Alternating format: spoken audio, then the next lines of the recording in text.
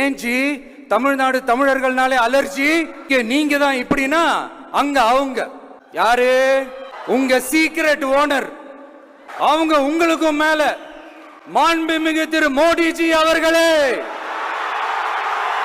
ஓட்டுக்காக காங்கிரஸ் கூட தேர்தல் கூட்டணி கொள்ளையடிக்கிறதுக்காக உங்களோட அதாவது பாஜகவோட மறைமுக அரசியல் கூட்டணி இப்படி இந்த கரப்ஷன் கபடதாரிகளுக்கு மறைமுகமாக உதவும் உங்க அரசுக்கு ஏஞ்சி தமிழ்நாடு தமிழர்கள்னாலே அலர்ஜி. மக்கள் ரெண்டு விஷயத்த பார்ப்பாங்க. இப்ப நாங்க கால் கடக்க மீனவர்கள் அழைத்து கொண்டு வந்து வார வாரம் டெல்லியில வேலை செஞ்சுக்கிட்டு இருக்கோம். இன்னைக்கு மீனவ பிரச்சனையை தீர்ப்பதற்கான போராட்டத்தில் இருக்கோம்.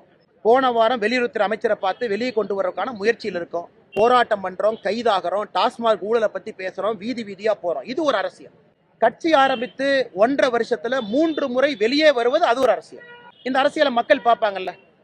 வீரவசனம் மட்டும் பேசுறாங்களா, வாய்ச்சவடால் விடுறாங்களா, சினிமா டயலாக் பேசுறாங்களா, இது ஒரு கட்சி. களத்துல வேலை செய்யறாங்களா, பிரச்சனைக்கு தீர்வு கொடுக்கறாங்களா, மக்களோடு மக்களா நிக்கிறாங்களா, இது ஒரு கட்சி. தமிழ்நாட்டில இருந்து வர ஜிஎஸ்டியே கரெக்டா வாங்கிக்கிறீங்க, ஆனா தமிழ்நாட்டுக்கு பட்ஜெட்ல நிதி ஒதுக்க மாட்டேங்கிறீங்க. இங்க படிக்கிற நம்ம பிள்ளைங்களோட படிப்புக்கு நிதி ஒதுக்க மாட்டேங்கிறீங்க, ஆனா மும்மொழி கொள்கையை திணிக்கிறீங்க. டீலிமிட்டேஷன் என்ற பேர்ல தமிழ்நாட்டோட பார்லிமெண்ட் சீட்ஸ்லயும் கை வைக்க பாக்குறீங்க. ஒரே நாடு ஒரே தேர்தல் நீங்க ஸ்டார்ட் பண்ணப்பவே புரிஞ்சிருச்சு பிரதமர் சார் உங்க பிளான் என்னன்னு, எங்கெல்லாம் எப்படி எல்லாம் எந்த திசைகள் எல்லாம் இந்த நாட்டை கொண்டு போலாம்னு. சார் உங்ககிட்ட நாங்க சொல்லிக்கிறதெல்லாம் தமிழ்நாட்டை கொஞ்சம் கேர்ஃபுல்லா ஹேண்டில் பண்ணுங்க சார். ஏன்னா தமிழ்நாடு பல பேருக்கு தண்ணி காட்டின ஸ்டேட் சார், பல பேருக்கு தண்ணி காட்டின ஸ்டேட் சார். பார்த்து செய்யுங்க சார், மறந்துடாதீங்க சார். ஏன்னா இன்னைக்கு சகோதரர் விஜயாக இருக்கட்டும், அவரு கூட மேடையில பேசுறவங்களா இருக்கட்டும், ஒரு விஷயத்தை அவங்க புரிஞ்சுக்கணும். அரசியல் என்பது வெறும் மைக் எடுத்து பேசிவிட்டு கை காட்டிட்டு போறது அரசியல் கிடையாதுங்கண்ணா. களத்துல நின்று வேலை பார்ப்பது அரசியல். நான் சகோதரர் விஜய் அவருக்கு ஒரு சின்ன அரசியல் பாடத்தை எடுக்கிறேன். 1973 டீலிமிட்டேஷன் நடந்த போது சகோதரர் விஜய் நல்லா அவங்க கேட்டுக்கணும் அண்ணன். ஏன்னா சில அரசியல் புரிதல் அவருக்கு இருக்கணும். அன்னைக்கு இந்தியாவுடைய லோக்சபா சீட் 525 இருந்து 545 உயர்த்தப்படுகிறது. 1973 20 சீட் உயர்த்துறாங்க. 20 சீட்ல தமிழ்நாட்டுக்கு எவ்வளவு கிடைச்சது? 0. அப்ப 20 சீட்டு உயர்த்தியும் 1973 தமிழ்நாட்டுக்கு ஒரு சீட்டு கூட 73 கிடைக்கல டீலிமிட்டேஷன்ல. சில மாநிலங்களுக்கு 3 சீட் அதிகமாச்சு, சில மாநிலங்களுக்கு 2 சீட் அதிகமாச்சு, சில மாநிலங்களுக்கு 1 சீட் அதிகமாச்சு. அன்னைக்கு ஆட்சியில் இருந்தது யார்? காங்கிரஸ். தமிழ்நாட்டில் ஆட்சியில் இருந்தது யார்? திராவிட முன்னேற்ற கழகம். அம்மையார் இந்திரா காந்தி அவர்கள் கூப்பிட்ட அனைத்து கட்சி கூட்டத்திற்கு தமிழகம் சார்பாக 73 கூட்டத்துக்கு போனது யார்? கலைஞர் கருணாநிதி ஐயா.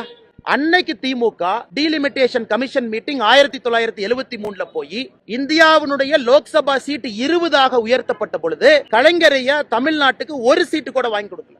அப்ப நான் எப்படி விஜய் அவர்கள் குற்றச்சாட்டு வைக்கிறார்னா யாரு மேல வைக்கணும்? இதற்கு முன்னாடி டீலிமிட்டேஷன் நடந்த பொழுது ஆட்சியில யார் இருந்தாங்க? அப்ப தண்ணி விஜய் அவர் யாரு காட்டணும்? காங்கிரசுக்கும் திமுகவும் காட்டணும். 2026 நாங்க பண்ற டீலிமிட்டேஷன் ஒருவேளை வரும் பொழுது குறைவா இருந்தா பத்திரிகை நண்பர்கள் சொல்லுங்க, அண்ணா என்ன யூபி 10 கொடுத்தீங்க, தமிழ்நாட்டுக்கு 2 தான் கொடுத்திருக்கீங்க. நான் ஆதாரத்தின் அடிப்படையில் பேசுறேன்.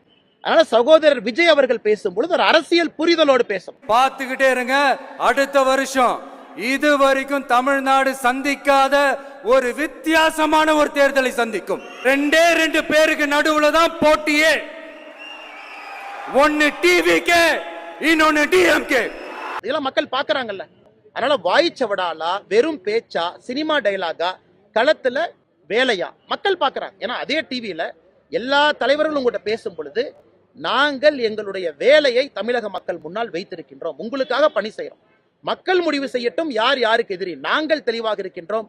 திராவிட முன்னேற்ற கழகத்தினுடைய தப்பை சுட்டி காட்டுவதிலே, திருத்துவதில், மக்கள் மன்றத்தில் எடுத்து சொல்வதில், தீர்வு கொடுவதில், போராடுவதில் பாரதிய ஜனதா கட்சி இன்னைக்கு முதன்மையான கட்சியாக இருக்கு.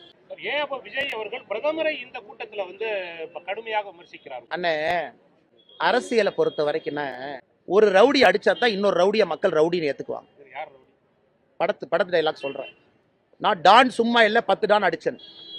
இன்னைக்கு இவங்க எல்லாமே யாருன்னா அரசியல்ல யாரு சக்தி வாய்ந்தவராக இருக்கிறாங்க அவர்களை பத்தி பேசினா ஒரு மைலேஜ் கிடைக்கும். இன்னைக்கு ராகுல் காந்தி அவரை பத்தி விஜய் அவங்க பேச முடியுமா? பேச முடியாது. விஜய் அவங்க அங்க வந்துட்டு யாரை பத்தி பேச முடியும்? விஜய் அவர்கள் ஒருத்தர் மேல குற்றச்சாட்டு வைக்கிறாங்கன்னா பிரதமர் மேலதான் வைக்க முடியும். ஏன்னா மீடியா வெளிச்சம், அதற்காக பேசுறாரு. ஆதாரத்தின் அடிப்படையில் பேசினா நான் பதில் சொல்றேன். 1973 டீலிமிட்டேஷன் சொன்னேன். தமிழ்நாட்டுக்கு நிதி கொடுக்கலன்னு விஜய் சொல்றாரா? பதில் சொல்றேன் எவ்வளவு நிதி கொடுத்தோம்னு. இது என்னுடைய கடமை.